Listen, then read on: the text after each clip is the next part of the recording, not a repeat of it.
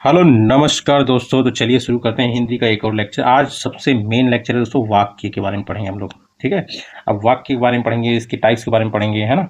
और कैसे मतलब वाक्यों की शुद्धिकरण की जाती है, ये भी हम लोग आज पढ़ेंगे। ठीक है, आज नहीं धीरे धीरे पढ़ेंगे। आज सिर्फ वाक्य के बारे में पढ़ेंगे। ठीक है, वाक्य शुद्धिकरण का एक नया चैप्टर हम लोग पढ़ेंगे। ठीक, तो परिभाषा इसके क्या है दोस्तों, सिंपल से आप समझ रहे हो। वाक्य क्या है? शब्दों का जोड़ जो होता है। ठीक है, शब्दों का सार्थक, सार्थक मतलब मतलब भी नहीं करना चाहिए। शब्दों का सार्थक समूह वाक्य कहलाता है। सार्थक जिसके अर्थ हो, अर्थ के साथ। ठीक है, जो शब्द मिले तो उनके समूह को क्या कहते हैं? वाक्य। जैसे रवि पत्र लिखता है, ठीक है, प्रतीक क्रिकेट खेलता है ना। उसके बाद इसमें नोट करने वाली क्या बात है दोस्तों? नोट करने वाली यही बात है कि भावार्थ के आधार पर भाषा की सबसे छोटी इकाई वाक्य होता है। जिसमें अर्थ आए, जिस भाव में आए, तो उसका सबसे छोटी इकाई अगर कहेंगे तो वो कौन सा है?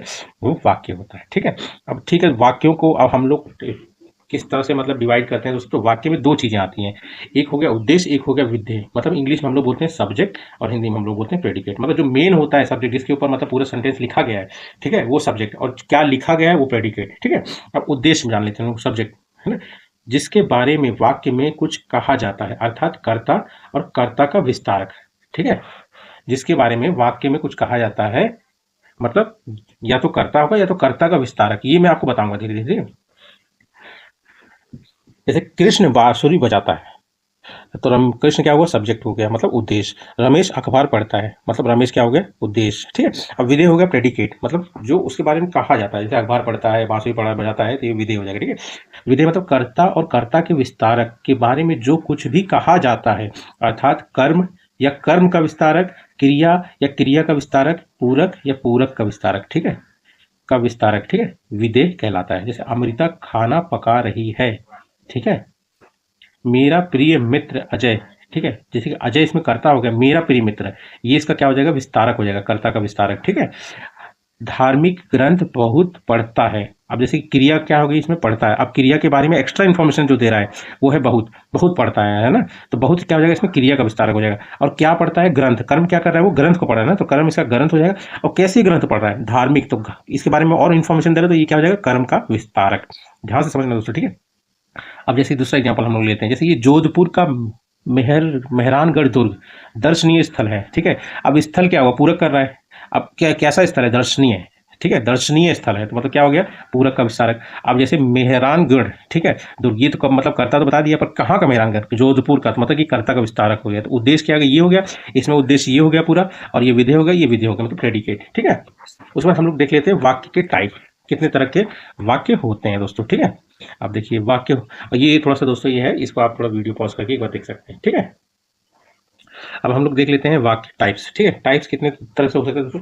वाक्यों को दो तरीके से डिवाइड किया जाता है, या तो प्रयोग के हिसाब से या तो अर्थ के हिसाब से। ठीक है, तो प्रयोग या रचना के आधार पर अगर देखेंगे तो आप जान लीजिए तीन है। एक तो सरल या साधारण, जिसमें सिंपल मीनिंग आए, एक संयुक्त हो गया, और एक मिश्रित, दोनों का मेल। ठीक, और अर्थ के आधार पर अगर हम लोग देखेंगे तो ये विधानार्थक हो गया पहला, फिर निषेधार्थक हो गया, फिर प्रश्नार्थक हो गया, फिर विस्मयार्थक हो गया, फिर आज्ञार्थक हो गया, फिर इच्छार्थक हो गया, फिर संकेतार्थक हो गया, और संदेहार्थक हो गया। ये सारे वर्ड में ही आपको मतलब समझ आ जाएगा इनका। ठीक है, चलिए फिर हम लोग स्टार्ट करते हैं।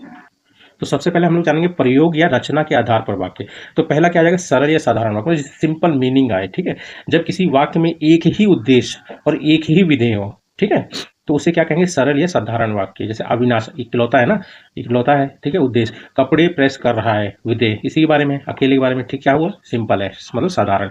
मेरा मित्र अमित अपने घर जा रहा है, ठीक है, मेरा मित्र अमित, ये तो कर्ता का विस्तारक हो गया ना, मेरा मित्र अमित के बारे में तो बता रहा है ना, इसी को विस्तार कर रहा है। तो ये उद्देश्य हो गया, इसकी विधेय हो गया। ठीक है, उसके बाद क्या है दोस्तों हमारा, ये दोस्तों आप वीडियो पॉज करके ये एग्जांपल देख लीजिएगा। ठीक है, बाकी सब सेम ही है ना। उसके बाद बाकी एग्जांपल अगर आप देखेंगे तो ये वाला है, ये भी वीडियो पॉज करके आप लोग देख सकते हैं। अब हम लोग जाते हैं सेकंड टाइप पे। सेकंड टाइप क्या है? संयुक्त वाक्य। संयुक्त वाक्य जब दो या दो से अधिक स्वतंत्र उपवाक्य किसी संयोग से जुड़े हों तथा कोई किसी पे आश्रित ना हो।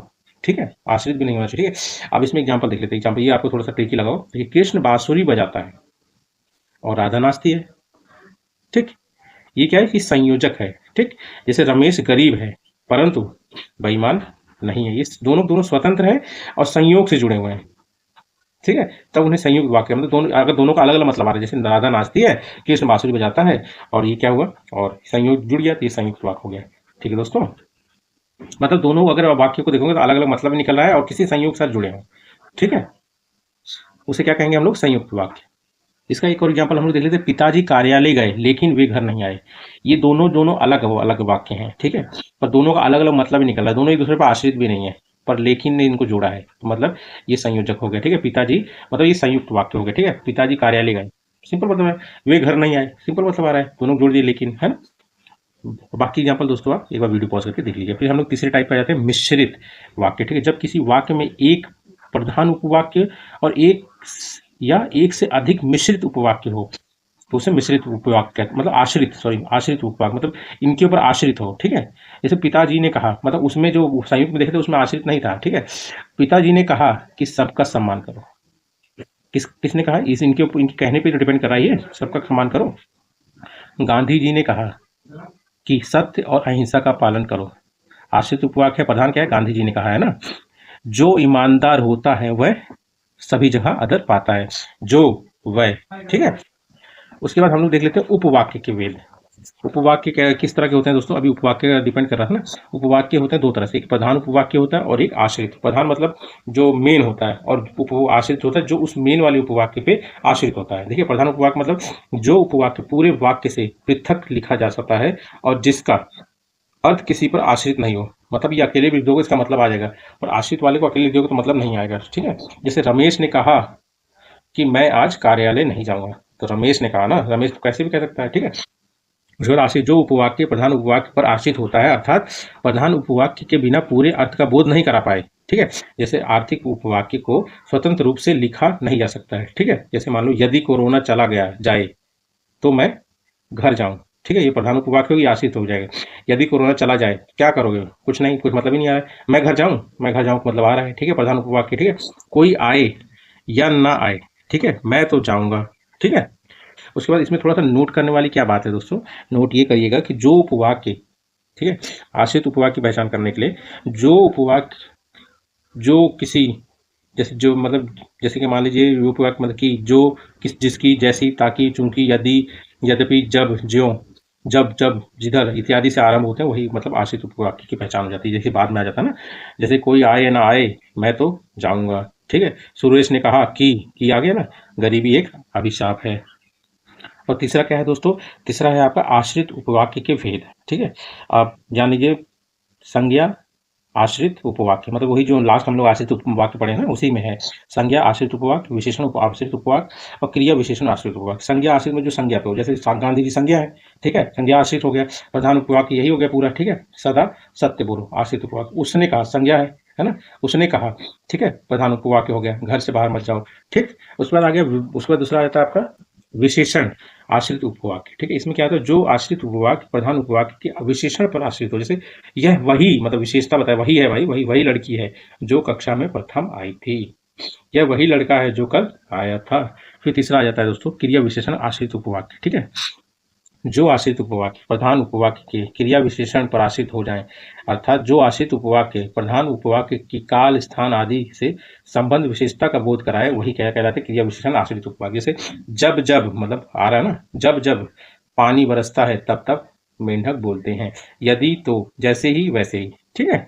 ये दोस्तों मतलब हम लोग आज दोस्तों मतलब प्रयोग के हिसाब से ही मतलब वाक्यों के मतलब जो टाइप्स है वो पढ़ेंगे, क्योंकि इसके लिए आगे वाला जो है मतलब जो अर्थ के आधार पे वाक्यों का मतलब जो टाइप्स है उसको पढ़ने के लिए हम लोग को लिंग वचन जैसी चीज़ों को मतलब आना जरूरी है। तो एक बार उसको हम लोग डिस्कस करेंगे तो फिर उसको जानेंगे, ठीक है। तो ठीक है दोस्तों, तो लेक्चर आज यहीं पे खत्म करते हैं और बाकी कल मिलते हैं। आप लोग को अगर लेक्चर अच्छा लगे तो प्लीज़ वीडियो को सब्सक्राइब जरूर करना, ठीक है। Thank you.